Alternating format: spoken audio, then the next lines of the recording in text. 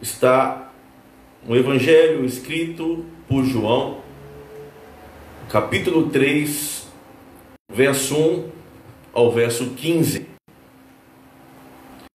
Nicodemos visita a Jesus. Aquela famosa história do grande líder do Sinédrio que foi ter com Jesus. João capítulo 3, até o verso 15. Está escrito assim na Sagrada Escritura: havia entre os fariseus um homem chamado Nicodemos, um dos principais dos judeus. Este de noite foi ter com Jesus e lhe disse: Rabi, sabemos que é mestre vindo da parte de Deus, porque ninguém pode fazer estes sinais que tu fazes, se Deus não estiver com ele. A isto respondeu Jesus: em verdade te digo que, se alguém não nascer de novo, não pode ver o reino de Deus. Perguntou-lhe Nicodemos: como pode um homem nascer, sendo velho? Pode, porventura, voltar ao ventre materno, nascer segunda vez? Respondeu Jesus: em verdade te digo, quem não nascer da água e do Espírito não pode entrar no reino de Deus. O que é nascido da carne é carne, o que é nascido do Espírito é Espírito. Não te admires de eu te dizer: importa-vos nascer de novo? O vento sopra onde quer, ouves a sua voz, mas não sabes de onde vem, nem para onde vai. Assim é todo o que é nascido do Espírito. Então, perguntou-lhe Nicodemos: como pode suceder isto? Acudiu Jesus: tu és mestre em Israel e não compreende estas coisas. Em verdade te digo que nós dizemos o que sabemos e testificamos o que temos visto. Contudo, não aceitais o nosso testemunho. Se trato de coisas terrenas, não me credes. Como crereis se vos falar das celestiais? Ora, ninguém subiu ao céu, senão aquele que já desceu, a saber, o Filho do Homem. E de modo, porque Moisés levantou a serpente no deserto, assim importa que o Filho do Homem seja levantado, para que todo o que nele crer tenha o quê? Vida eterna. Vida eterna. Quem crer em Jesus, guarde bem isso. E vamos orar mais uma vez. Ó grande Deus, ajude o teu povo a este momento receber a tua palavra, essa história maravilhosa, tua palavra que é inerrante, infalível, é a tua boca. Ajude o teu povo, Senhor, ilumina a mente deles, que o Espírito de Deus mova o coração deles a receber essa palavra, a entendê-la e também vivenciá-la no seu dia a dia, vivê-la no dia a dia. Pois assim é o nosso desejo, ó soberano Deus, ouvir a tua voz na noite de hoje. E pedimos em nome de Jesus. Amém. Eu acredito que o irei falar neste momento não é novidade para você que está aí me assistindo. Bem sabemos que estamos enfrentando em todo o mundo, e principalmente aqui no nosso país, o Brasil, o surto do coronavírus, cujo transmissor é um vírus, dessa doença é um vírus, tecnicamente conhecido como Covid-19. Não é nenhuma novidade para você, não é mesmo? E segundo a Organização Mundial da Saúde, a OMS, o mundo já tem mais de 2,5 milhões de casos da contaminação do Covid-19. Sem falar das milhares de mortes que nós temos tomado conhecimento. É claro, com equilíbrio. Lembrando que há uma mídia que está alarmando com muito excesso de informações essas notícias devido ao Covid-19. Mas eu quero iniciar a mensagem de hoje é que diante desse cenário de pandemia, trazendo medo, ansiedade e até mesmo morte, fica claro para mim, fica claro, deve ficar claro para você também, que existe uma outra grande verdade que está vindo à tona nesse momento. Essa verdade diz a respeito diretamente à humanidade. A humanidade, diz a Bíblia, ela já foi contaminada, não por um vírus, mas por algo ainda pior, a saber, pecado. Pecado. Diz a Bíblia que desde a queda do Éden, está em Gênesis, o homem, desde o seu nascimento, a humanidade, ela traz consigo essa contaminação espiritual. A humanidade, ela nasce literalmente dada ao pecado, literalmente pecadora. Está em Romanos capítulo 5, se você puder, me acompanhe. Romanos capítulo 5, o verso 12, uma passagem bíblica esclarecedora quanto a isso. Diz assim: portanto, assim como um só homem entrou o pecado no mundo, e pelo pecado a morte, assim também a morte passou a todos os homens, porque todos pecaram. Então, diante dessa pandemia do coronavírus,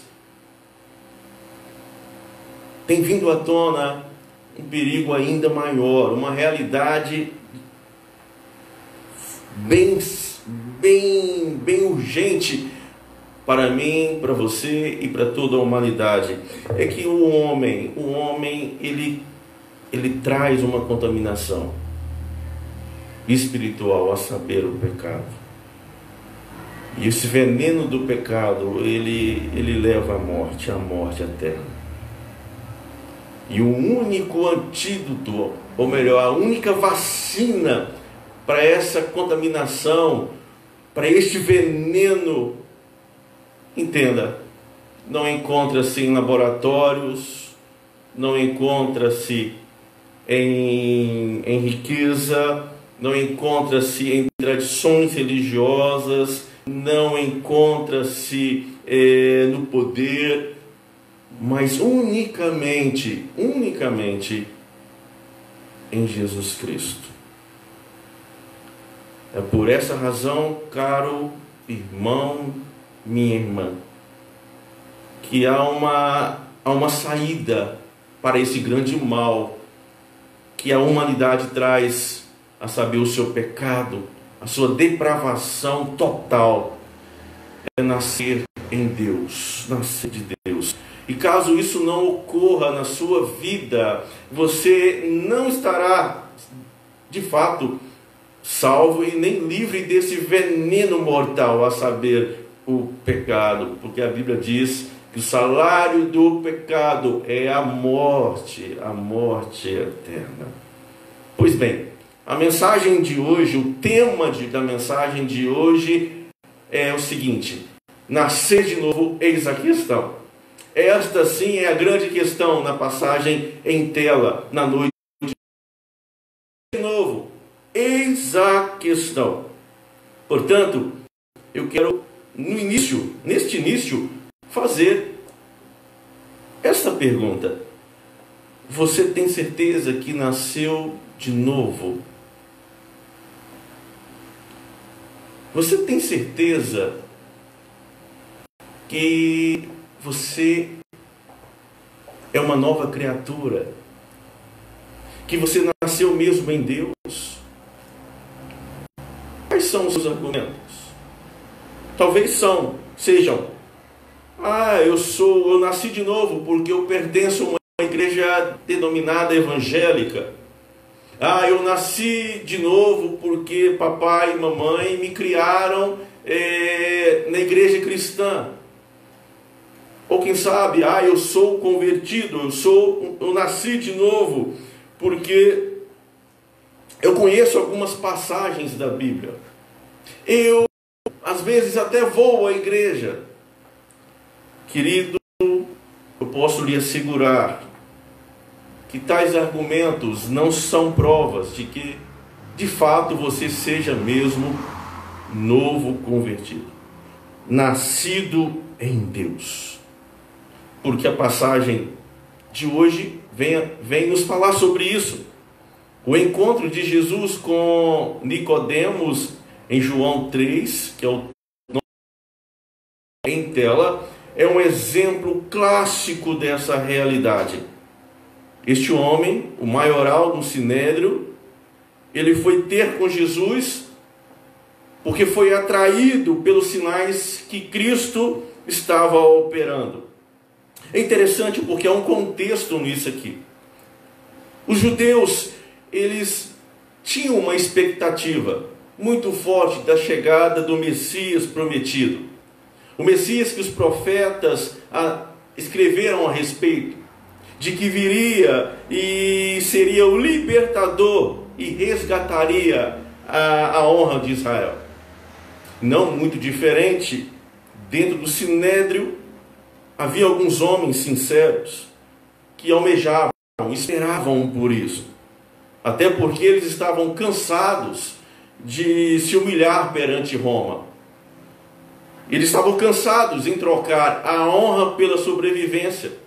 Eu digo isso porque naquele contexto, no contexto dessa passagem, os romanos, eles permitiam que os judeus praticassem a sua religião, desde que a sua liderança comesse na mão de Roma. E Nicodemos, ele é um destes homens que, ao ver Jesus no período da Páscoa realizando grandes prodígios com toda aquela autoridade, este homem pensou: talvez seja ele. E foi exatamente isso que Nicodemos declarou aí. Você pode acompanhar no verso 2. Porque ninguém pode fazer esses sinais que tu fazes se Deus não estiver com ele. Agora nós entendemos também porque Nicodemos foi ter com Jesus mais à noite. É bem certo, porque ele tinha medo de que as autoridades romanas soubessem que o grande líder do Sinédrio, veja só, Nicodemos era o mais respeitado dos mestres judeus do Sinédrio. E seu receio é que ele fora visto pelos romanos conversando com Jesus Cristo. E foi então neste encontro que Nicodemos, esperando receber um elogio que correspondesse ao que havia dito a Jesus aí no verso 2, foi que Cristo lhe assegurou que a sua fé, ela era uma fé falsa, não era uma fé verdadeira. Pois bem, no diálogo de Jesus com Nicodemos, fica evidente aqui algumas características sobre a fé verdadeira, do que seria mesmo o novo nascimento. Se você tem alguma dúvida quanto se você é mesmo nascido de Deus, se a sua vida cristã, a sua vida com Deus é mesmo autêntica, preste bem atenção na mensagem de hoje, porque aqui está algumas características do que o que é mesmo o novo nascimento. E a primeira característica que aprendemos aqui nesse texto sobre o novo nascimento, em primeiro lugar, é que envolve arrependimento e fé bíblica. Arrependimento e fé bíblica. Vejam os versos 4 a 5, que nos revelam assim. Então perguntou-lhe Nicodemos: como pode um homem nascer sendo velho? Porventura, pode voltar ao ventre materno e nascer segunda vez? Respondeu Jesus: em verdade te digo, quem não nascer da água e do Espírito não pode entrar no reino de Deus. Eu comecei a leitura do verso 4, mas o verso 3 está escrito assim: a isso respondeu Jesus: em verdade te digo, se alguém não nascer de novo, não pode ver o reino de Deus. Mas observe que no verso 5, Jesus disse: quem não nascer da água e do Espírito não pode entrar no reino de Deus. E sinceramente, Nicodemos foi naquela noite em busca disso. Ele queria saber como Jesus, sendo ele o verdadeiro Messias, como restabeleceria o reino de Deus em Jerusalém. Nicodemos estava curioso para saber, caso fosse Jesus o verdadeiro Messias, como é que finalmente as promessas do Antigo Testamento, que os fariseus interpretavam literalmente, iam acontecer. Este homem, ele vendo Jesus fazer grandes sinais, ele pensa: olha, como é que agora o reino de Deus será inaugurado agora? É muito interessante porque na mente desses judeus, o Messias prometido, ele seria como um líder militante. Ele iria trazer um movimento de revolta militar para tirar Jerusalém do jugo romano. Mas ele não sabia que o Messias verdadeiro tinha outros planos. É tanto que quando Nicodemos indaga a Jesus a respeito dessas coisas, seria o Messias prometido, como é que ele iria instaurar o reino de Deus, a resposta de Jesus está no verso 5: quem não nascer da água do Espírito não pode entrar no reino de Deus. Preste bem atenção, porque em outras palavras, Jesus está aqui dizendo: Nicodemos, a grande questão não é como nós vamos construir o reino de Deus. A grande questão é como entrar neste reino. Talvez você aí agora nesse momento argumente assim: como, pastor? Como entrar neste reino? Nascendo, diz o texto, da água e nascendo do Espírito. Duas expressões interessantíssimas que estavam ligadas diretamente ao ministério de Jesus. Ao mencionar água e Espírito, Jesus está aqui apontando para os dois aspectos fundamentais dessa transformação. Até porque água, no contexto bíblico, é um símbolo de limpeza, de purificação. Mas, de acordo com a passagem de João 3 aqui, água, meus irmãos, aqui refere-se ao batismo, onde João Batista, lembra? Ele declara, no capítulo 3, no verso Ele vai declarar assim, em Mateus 3, o verso 11: eu vos batizo com água para arrependimento. Portanto, aqui, nesta passagem, água simboliza arrependimento. Eu posso até parafrasear: se alguém não se arrepender. Essa é a ideia dita por Jesus. Mas há também a outra expressão: não nascer da água e do Espírito. Espírito Santo. Irmãos queridos, novo nascimento, uma das primeiras evidências é que envolve arrependimento e fé bíblica. Por que digo isso? Porque nascer do Espírito, a palavra já diz, significa que é uma obra exclusiva do próprio Espírito de Deus e não há nada do ser humano. É o próprio Espírito de Deus que vem até o pecador, convence esse pecador do seu pecado, promove nele arrependimento e implanta nele a fé bíblica, a fé verdadeira. É este Espírito Santo que a Bíblia está dizendo. É por isso que a Bíblia também nos diz que a fé, ela é um dom de Deus.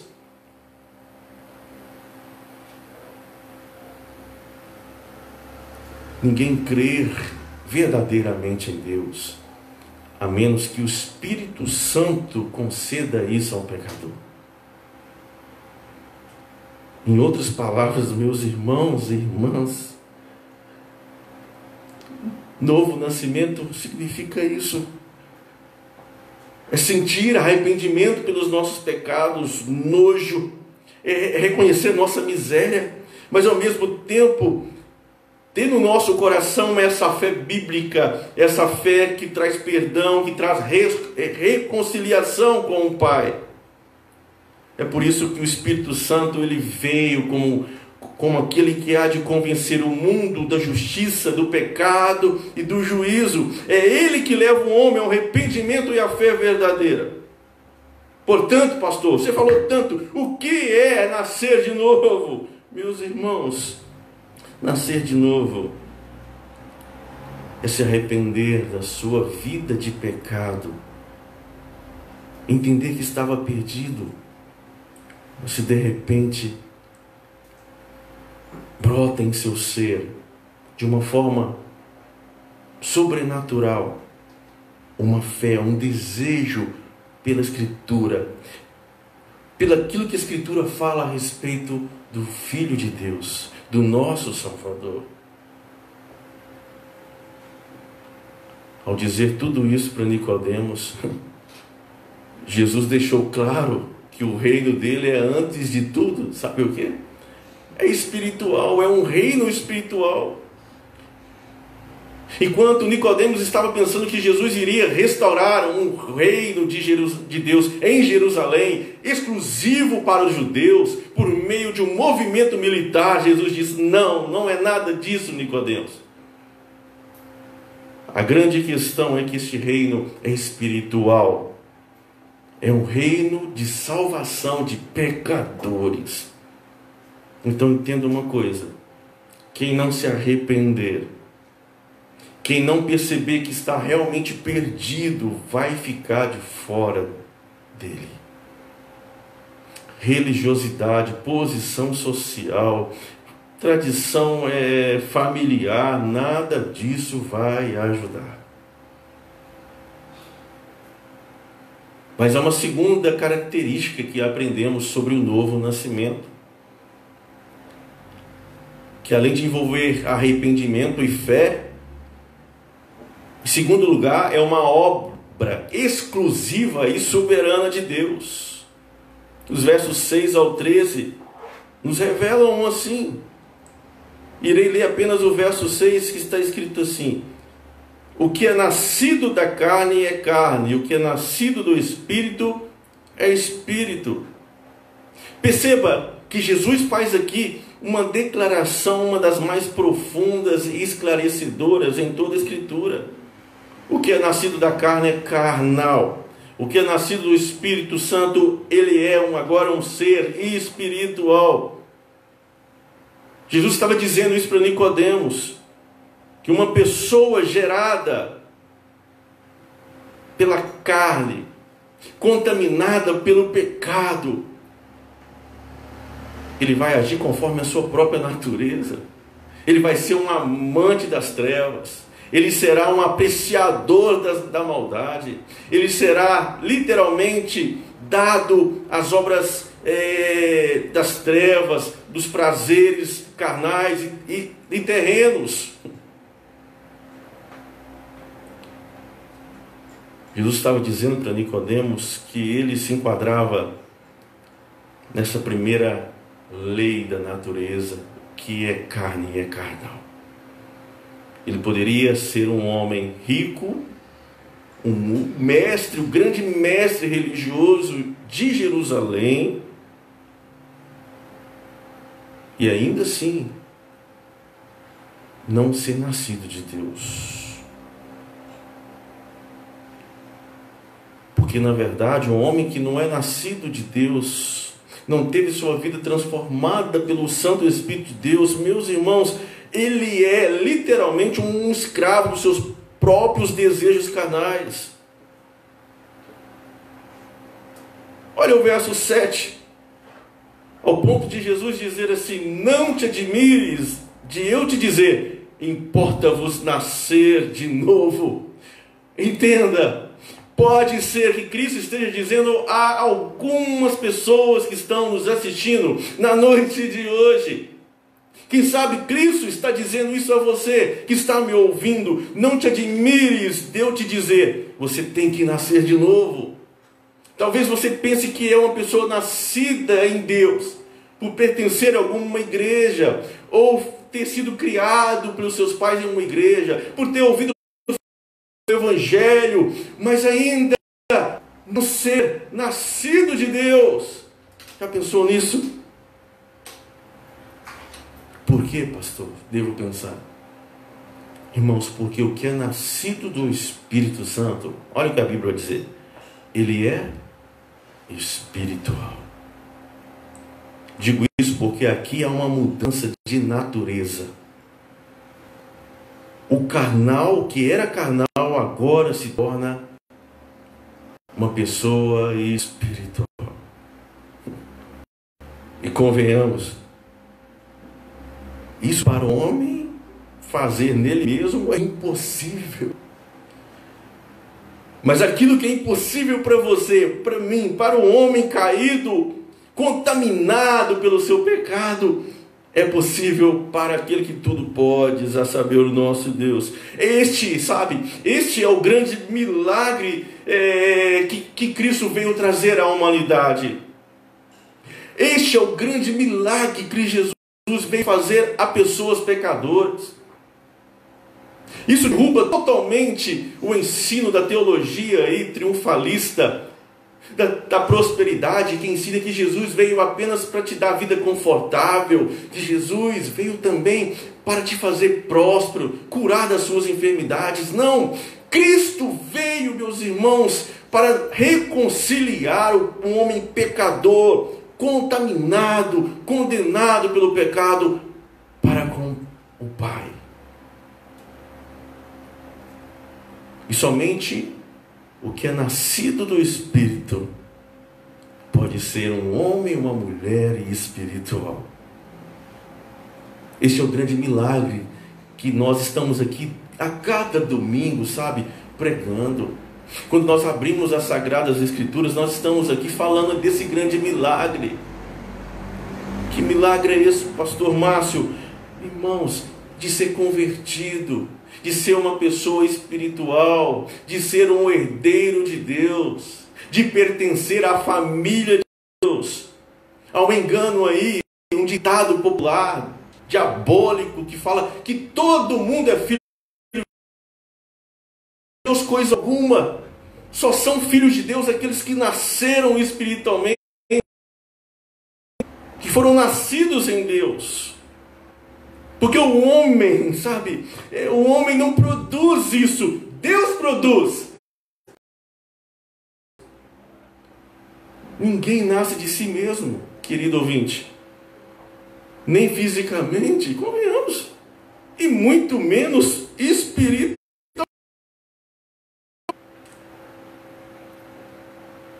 Então está claro que o novo nascimento, ela é uma obra exclusiva, soberana de Deus ao homem perdido, pecador.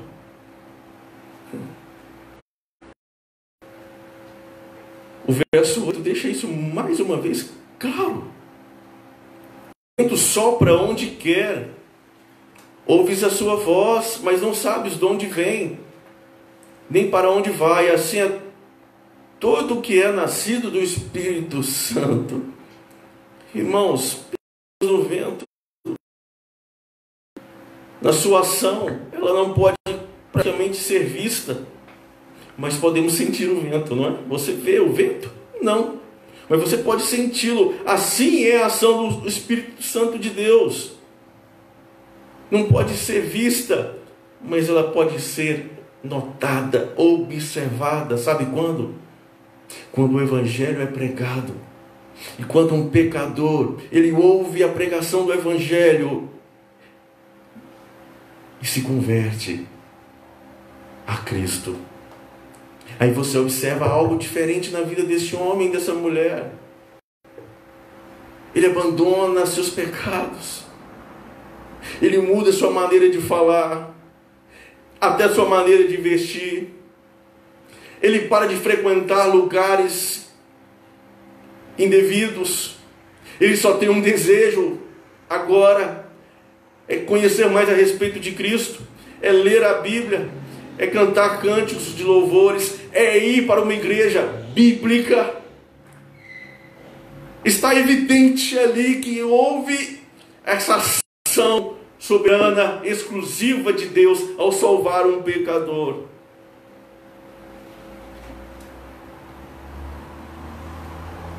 É assim que Deus trabalha.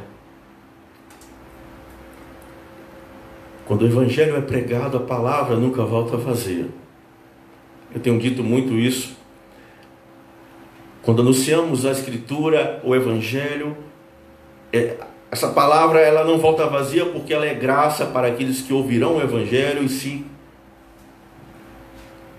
prostrarão diante do Evangelho, entregando, confessando a Cristo como Senhor. Mas essa palavra não volta vazia também, porque quando pregamos, aqueles que a rejeitam terão como condenados por ela no juízo eterno de Deus. Mas veja você, é isso que o Evangelho faz. Ele pega, é isso que Deus faz, o Espírito Santo ele faz. Certamente você já foi alvo dessa ação e conhece alguém também que já passou por esse mover de Deus.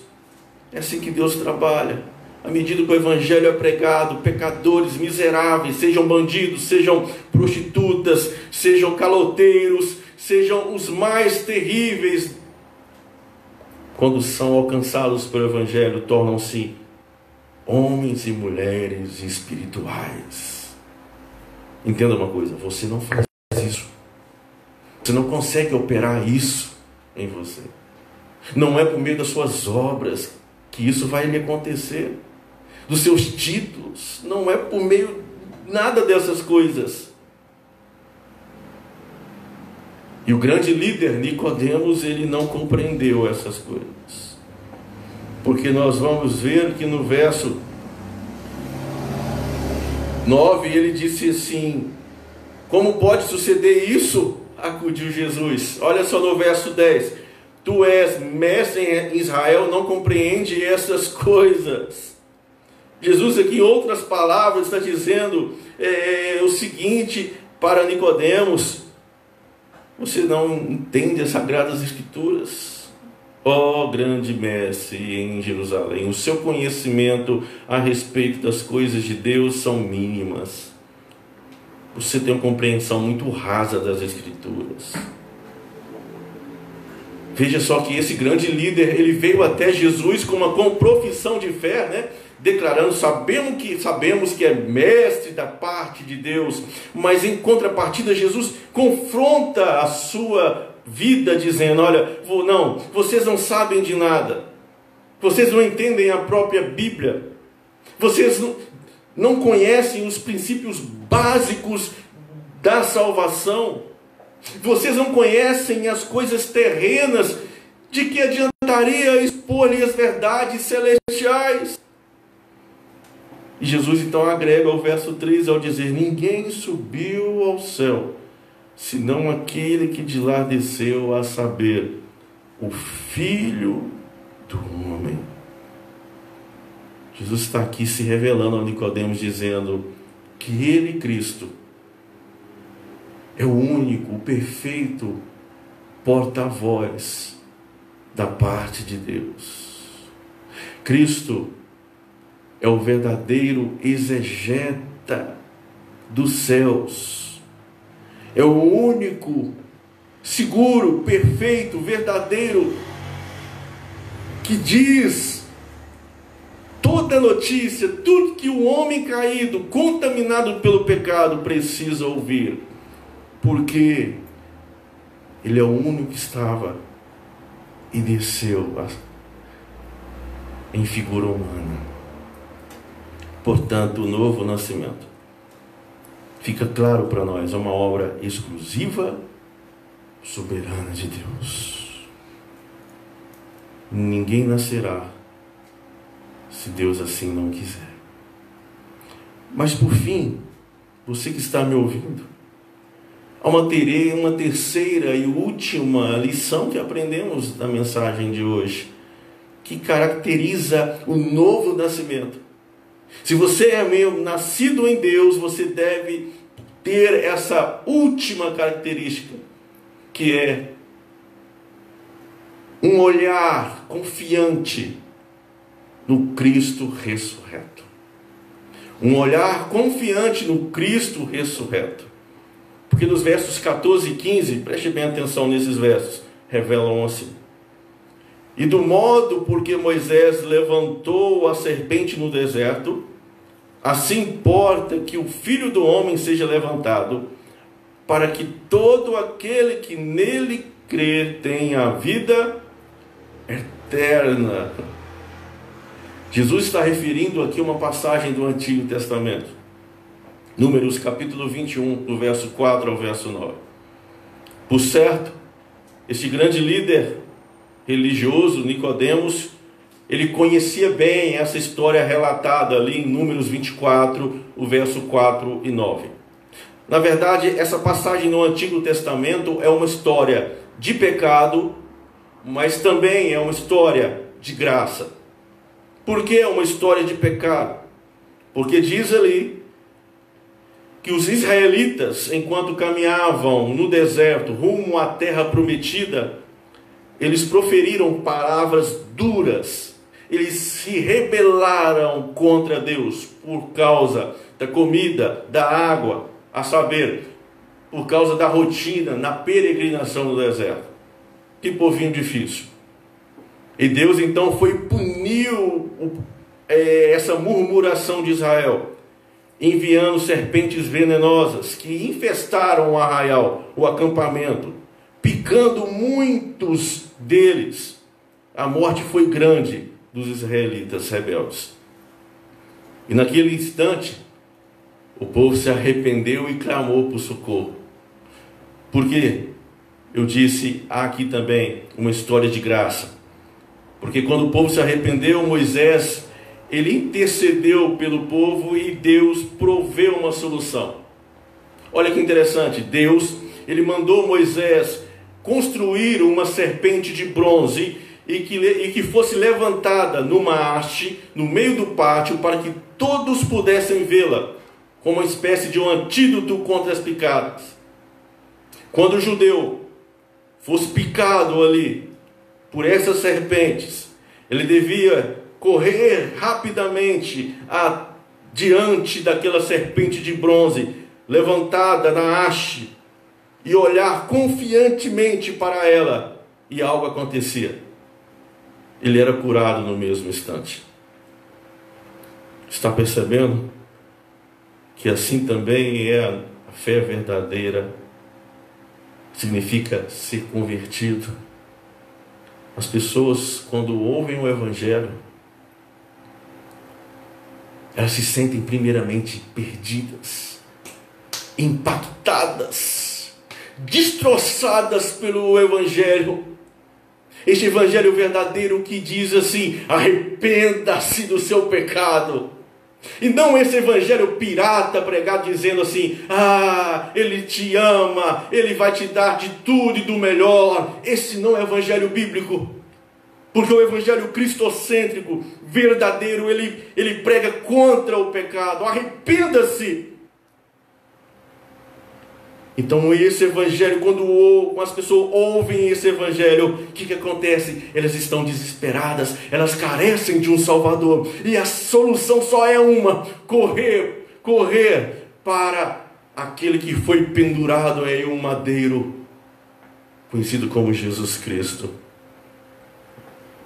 Meus irmãos, assim como a serpente foi levantada na haste no tempo de Moisés, o Filho de Deus, ele foi levantado em uma cruz. E ele fez isso para salvar você, o mais pecador, da morte eterna.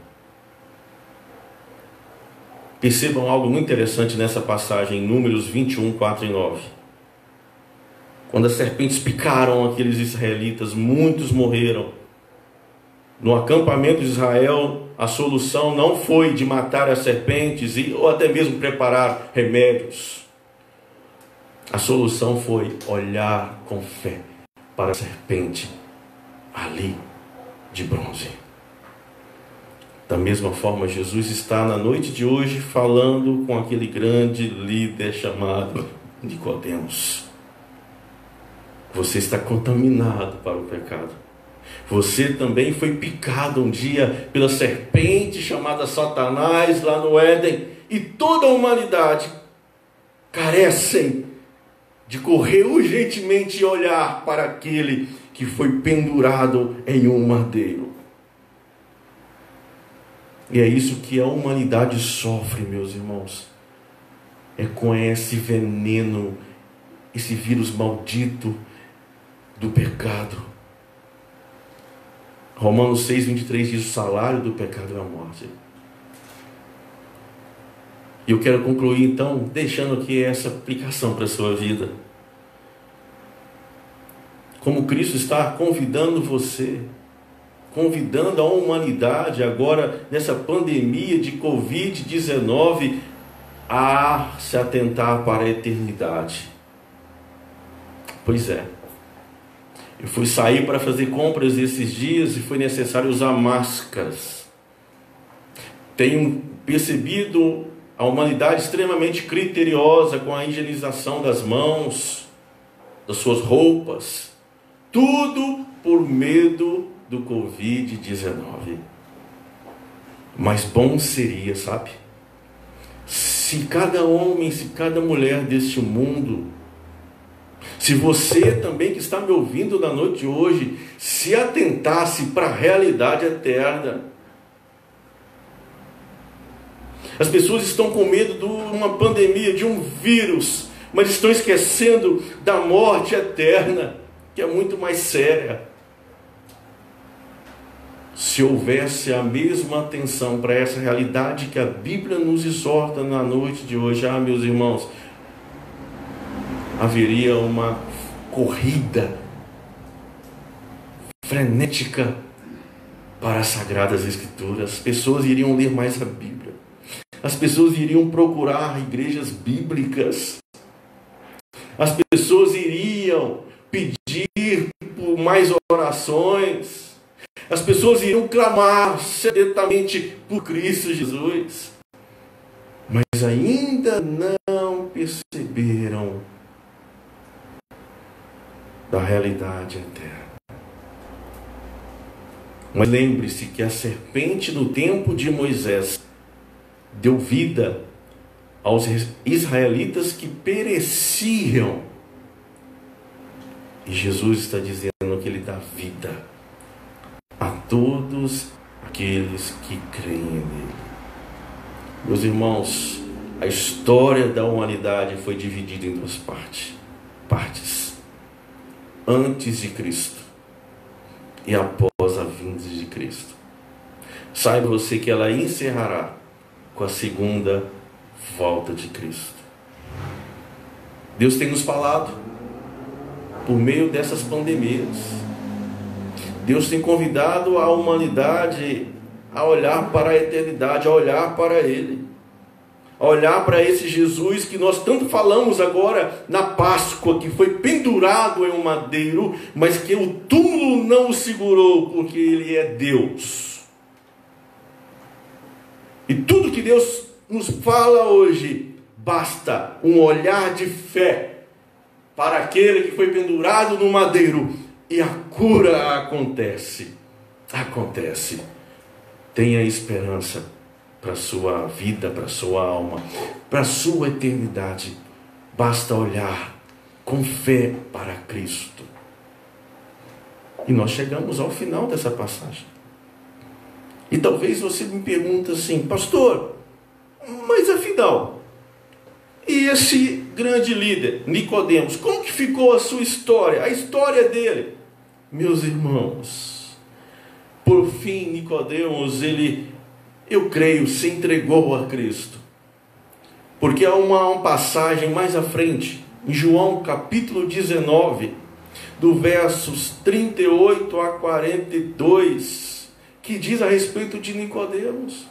Perceba que antes, aqui no verso 3, ele foi à noite ter com Jesus, receoso de que alguém o visse com Jesus. Mas agora, Nicodemos se entrega a Cristo ali no Calvário, sem anseio algum, certamente porque ali estava um homem nascido de Deus, que entendeu o evangelho da graça, que entendeu que Cristo era mesmo o Messias, o Salvador. Está escrito assim, para a gente encerrar a mensagem de hoje. João 19, 38 a 42. Depois disso, José de Arimateia, que era discípulo de Jesus, ainda que ocultamente, pelo receio que tinha dos judeus, rogou a Pilatos que lhe permitisse tirar o corpo de Jesus. Pilatos o permitiu. Então foi José de Arimateia e retirou o corpo de Jesus. E também, olha o cidadão de novo, e Nicodemos, aquele que anteriormente viera ter com Jesus à noite, levando cerca de 100 libras de um composto de mirra e aloés. Tomaram, pois, o corpo de Jesus e envolveram em lençóis com os aromas, como é de uso entre os judeus, para a preparação para o sepulcro. Eu vejo aqui evidência de um homem que creu em Jesus. Amados, uma pandemia,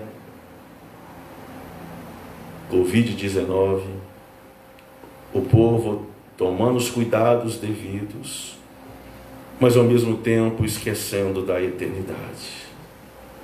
A humanidade, morta pelo seu pecado, foi contaminada pelo pecado. E tudo que temos que fazer é correr rapidamente para aquele que foi pendurado numa cruz e olhar confiantemente para o Cristo ressurreto. E a cura acontecerá. Deus te abençoe. Deus fortaleça a sua fé. Deus firme os seus passos. Eu quero orar por você e impetrando a bênção do Senhor. E após a oração estaremos encerrando com o último hino da noite, aos pés da cruz. Feche os seus olhos. Deus, agradecemos ao Senhor por nos instruir profundamente nesta noite, ao nos ensinar, Deus, que basta um olhar para Cristo, para a sua obra feita naquela cruz, e nossas vidas serão transformadas. Aí sim nós seremos nascidos em Deus. Esta é a minha vontade, Pai. Que a Tua palavra se cumpra na vida do Teu povo que está ouvindo, sendo fortalecido por Ti. E se houver alguém que ainda não se firmou em Cristo, que a mensagem de hoje seja um convite urgente para que ele venha e olhe para Cristo, o Cristo ressurreto. Receba a bênção, que a graça do Senhor Jesus, o amor eterno desse Deus, Pai, e o conforto do Espírito Santo de Deus repousam sobre vossas vidas, hoje e para todos sempre. Amém. Vamos louvar o Senhor aos pés da cruz.